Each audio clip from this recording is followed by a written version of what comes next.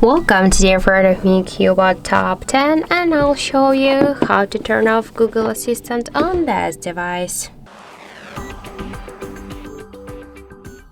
So first, let's just open the Google application and then tap on the right upper corner. After that, click here to the settings and then tap to Google Assistant section.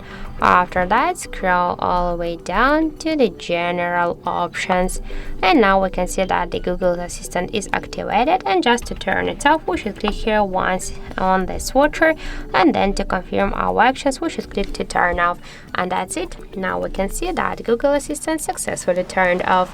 So that's it. Thank you for watching, and if you find this video helpful, don't forget to leave a like, comment and to subscribe our channel.